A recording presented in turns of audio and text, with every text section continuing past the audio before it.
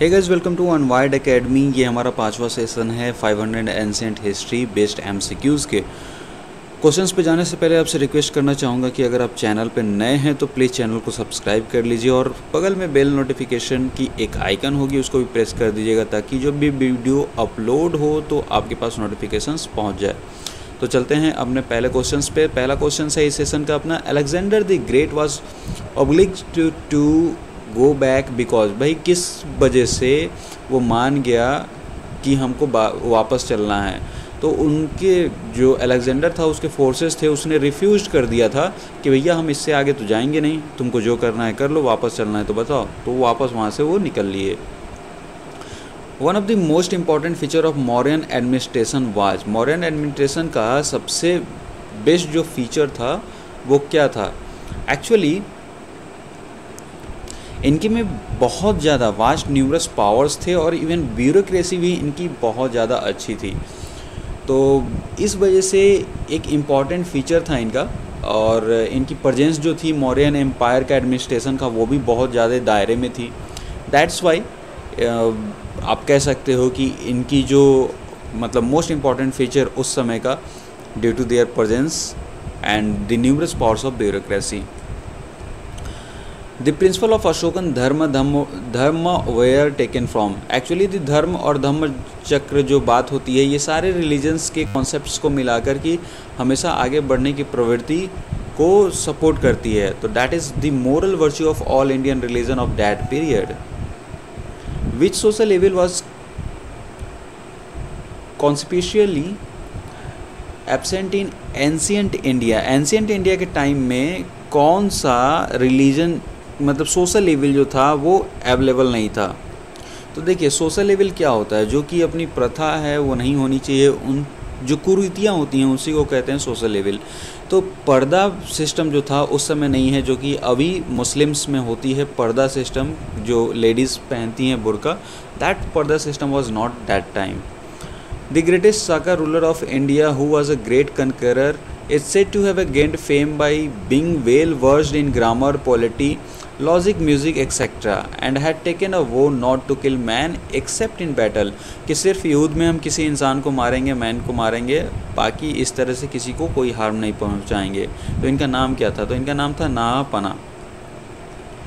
The greatest Kushana ruler whose contribution to Buddhism was even greater than Ashoka, कौन से कुशान के ruler थे जिनकी जो कंट्रीब्यूशन थे बुद्धिज़्म जो रिलीजन है उसमें अशोका से भी ज़्यादा था? तो ही वॉज कनिष्क फर्स्ट।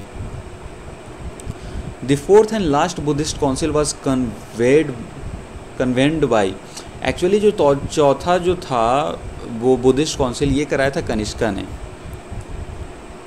कुंडलवन कश्मीर में। The first image of Buddha was crafted out during the region of, पहला जो बुद्धा का इमेज बना ये किसके रीजन में बना? तो that too was in Kanishka first. The Gandhara Mathura school of arts which flourished during the Kushan period and the foreign influence of, इस पर फॉरेन इन्फ्लुएंस किस का था? तो एक्चुअली ये रोम और ग्रीस से काफ़ी मिलता जुलता था, तो बोथ हैं ये भी। During the reign of Kanishka, Buddhism for the first time went to China and from China it went to Korea and Japan. China के बाद ये कोरिया और जापान में फैला। Who of the following was the personal physician of Kanishka and also the author of famous treatise on the Indian system of medicine? तो चरक का जो थे कनिष्का के पर्सनल फिजिशियन थे और ये इंडियन सिस्टम मेडिसिन में बहुत इनका बड़ा योगदान है चरक का। The worship of images Buddha in India began during the period of, Buddha's के जो वर्शिप्स होने लगे मूर्तियों की ये किसके पीरियड में स्टार्ट हो गया? That was started in the period of Kushanas. The earliest stratum of the history of the Tamils is known as, जो अर्लीस्ट हिस्ट्री थी यानी तमिल्स का उसको हम क्या कहते हैं? अर्लीस्ट स्ट्रैटम जो तमिल्स का था उसको क्या कहते हैं? That is known as Sangam age. The Sangam age in the history of South India represent, तो संगम एज जो था वो क्या रिप्रेजेंट करता है? Actually when period when assembly of A college of Tamil poets was held at Madurai, Madurai में ये लोग जब मिले थे, एक मीटिंग मतलब मीटिंग टाइप समथिंग आप कह सकते हो, ये एक बहुत बड़ा वहाँ पे तमिल के संगम एज का प्रमाण था। दूसरा जो लिटरेरी और कल्चरल फेज था तमिलियन का, जो फर्स्ट 3 सेंचुरी थी क्रिश्चियन ईरा का, उस समय बहुत ज़्यादा आगे बढ़ी थी। तो दिस बोथ आर, तो आंसर क्या हो जाएगा, B and C. During the Sangam age brisk and nourishing foreign trade were was conducted from the south Indian ports of Muziris, Kaveripattinam और पूमपुहार एंड अरिकामेदु टू। अब यहाँ से जो ट्रेडिंग हुई थी या फिर जो नरिशिंग हुई थी फॉरेनर ट्रेड्स में, तो ये कहाँ संगम एज से यही तो हुआ। संगम एज क्या, किसी चीज़ का बहुत ज़्यादा डेवलपमेंट, तो ये कहाँ हुई थी, जो ट्रेडिंग्स हुई थी यहाँ से, तो डैट वाज रोमन वर्ल्ड। जो भी रोमन ग्रीक्स थे उनके साथ इनकी ट्रेडिंग्स जो थी बहुत ज़्यादा बड़ी थी। Which of the following was not one of the ruling dynasty of South India in the Sangam age. तो देखिए चोला, चेरा और पांड्या ये जो थे सारे थे, बट पल्लवा उस समय नहीं थे।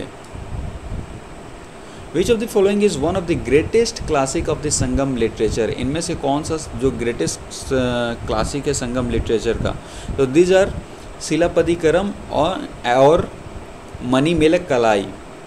मणिमेक कलाई ये दोनों बुक हैं, एक ही नाम है, अलग या जैसे कि इस नाम से भी जाना जाता है, इस नाम से भी जाना जाता है। तो संगम लिटरेचर में ये दोनों बहुत ज़्यादा क्लासिक ग्रेटेस्ट लिटरेचर संगम लिटरेचर का माना जाता है। Which of the following is the correct chronological sequence of the ruling dynasties of northern India from the decline of Mauryas to the rise of imperial Guptas?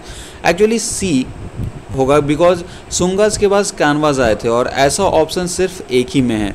और बाद की बात करें तो लास्ट में तो गुप्ता इन्होंने ऑलरेडी बता रखा है, उससे पहले पार्थियंस थे, तो 2 ऑप्शंस बच जाते हैं। तो इसमें से कानवाज पहले, तो ये तो गलत ही हो गया, तो सुंगा के बाद ही आए थे, तो जाहिर सी बात है जो गुप्ता का जो डिक्लाइन हुआ उसके बाद सुंगा है, फिर कानवाज है, then Indo Greek, then Sakas, then Pratiharas and then Guptas.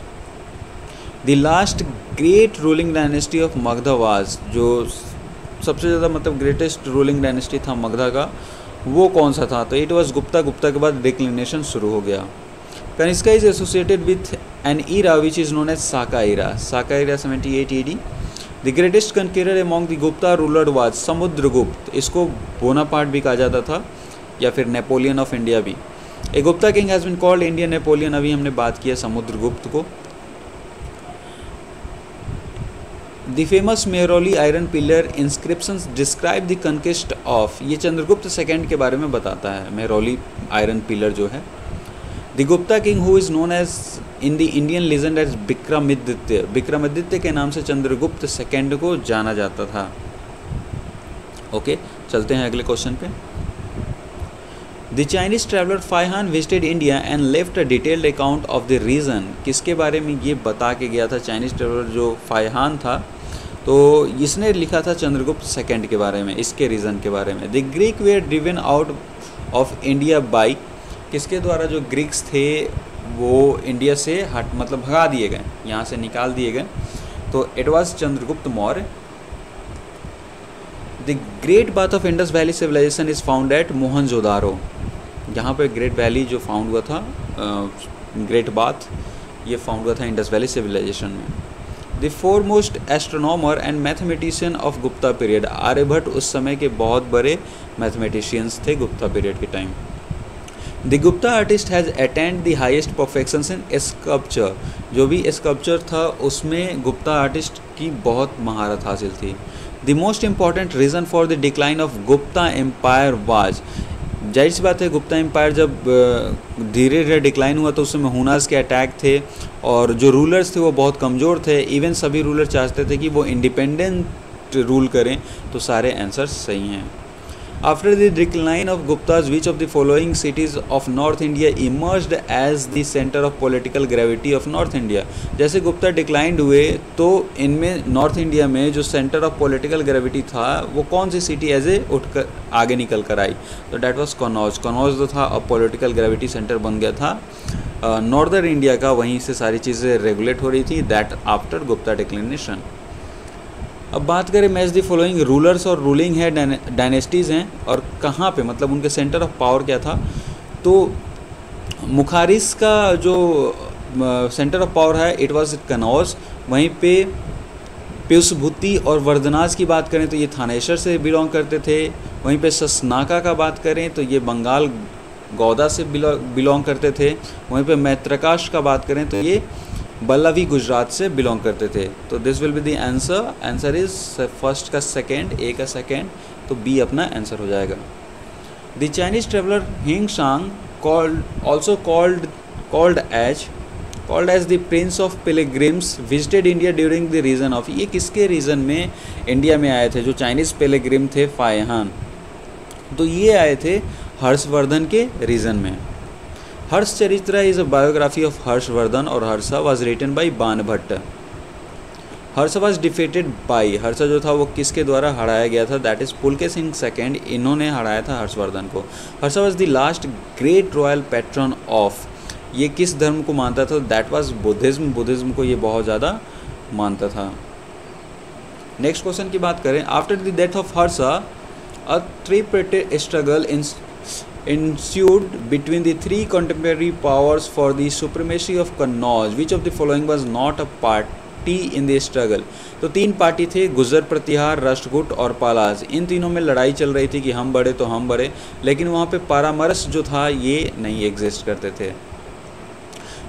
What was the Chandragupta second also known as, Vikramaditya के नाम से इनको जाना जाता था।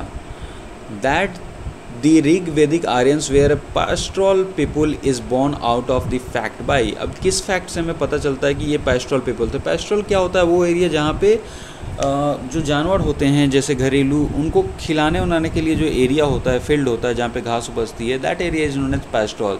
तो कैसे पता चला कि भैया वो जानवर पालते थे? तो बहुत सारे रेफरेंसेस थे काऊ के ऋग वेदा एज में, वहीं पे बहुत सारे वॉर्स हुए थे, सेक फॉर काउज, इवन गिफ्ट जो दिए जाते थे वो भी काउज में दिए जाते हैं, ना कि लैंड में। तो all of the above answer is correct. The Aryan succeeded in their conflict with the pre Aryans because, देखिए वो कार्ट जो था, घोड़ा गाड़ी यूज़ करते थे, they use chariots driven by horses, मतलब घोड़ा गाड़ी आप कह सकते हो। जैसे ऐसे नहीं होता दो चक्कों वाला, देन आगे घोड़ा लगा रहता है, तो ऐसे कार्ट्स ये बुल कार्ट टाइप समथिंग उसको यूज़ किया करते थे। इसीलिए ये प्री आर्यंस जो थे उनसे एक सुपीरियर रेस आप कह सकते हो। Coin made of metal first appeared in, जो क्वाइंस था मेड ऑफ मेटल्स, ये पहली बार किस एज में अपीयर हुआ था? तो it was appeared in age of Buddha. Next question की बात करें, in early Vedic period varna system was based on, देखिए कास्टिज्म कभी इंडिया में था ही नहीं और ना ही आता, ये सिर्फ इंट्रोड्यूस किया गया है ब्रिटिशर्स और वेस्टर्न जो पावर्स हैं उनके द्वारा, ताकि लोग डिवाइडेड रहें, बिकॉज उनकी नीति थी डिवाइड एंड रूल। पहले कास्टिज्म क्या था? It was based on occupation, because जैसे कि अगर आप लोहार के बेटे हो तो मेनली क्या होता था, आप उसका ऑक्यूपेशन करोगे, देन इसी तरह फिर अगली जनरेशन करेगी। अब इस तरह बोलते बोलते क्या हुआ, पहले आपका जनरेशन किया, आप यहाँ चाहते तो चेंज कर सकते थे, लेकिन सिंपल होता है, आसान होता है कि अपनी ही जो पूंजी है, यानी कि जो बाबूजी की आपकी है, जो पिताजी की आपने की है, उसी को फॉलो करते हैं। तो आपने यहाँ किया, फिर आपको आपके बेटे ने फॉलो किया, अगर ये चाहता तो इधर चेंज हो सकता था, बट अगर इसने भी आपको फॉलो किया तो इतने जनरेशन के बाद लोग आपको इसी कास्ट से जानने लगते हैं कि वो लोहार है ना। दर्जी के पास आप दर्जी का काम करने जाते हो तो बहुत जनरेशन तक याद रखा जाता है। सेम वे में ऑक्यूपेशन पे वो उस समय कास्ट जो था, वर्ण सिस्टम ऑक्यूपेशन बेस्ड था, कास्ट सिस्टम नहीं था, कास्ट सिस्टम होता ही नहीं था। Arrange the following Magadhan dynasties in chronological order, इन सारों को हम लोगों को क्रोनोलॉजी में अरेंज करना है। तो इसमें तो इतना तो हमको पता है कि भाई मौर्य जो आएगा वो नंदा के बाद आएगा, यानी कि थर्ड के पहले तो वन होगा। आप देख लीजिए थर्ड के पहले वन किस में है, दैट इज़ अगर आपको एलिमिनेट करके करना है तो सिर्फ इसमें है, थर्ड के पहले वन। तो सी आंसर तो वैसे ही दिख रहा है, वैसे है भी। जो हर्नेकस थे ये नंदा से पहले आए, शिशुनाग से पहले आए थे, देन उसके बाद नंदा आया था।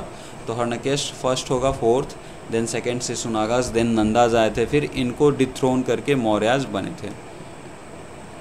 विच of the following are beliefs of Buddhism, Buddhism के क्या बिलीव्स थे?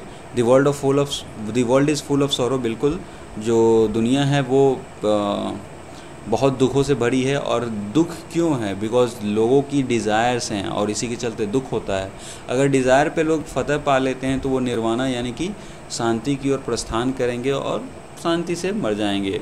तो ये सारे जो थे इनके मानने थे, बुद्धिज़्म के बिलीव्स थे, लेकिन ये गॉड के होने और सोल मस्ट बी रिकॉग्नाइज्ड ऐसा कुछ इस पे बिलीव नहीं करते थे। तो 1 2 3 जो होगा सही आंसर है।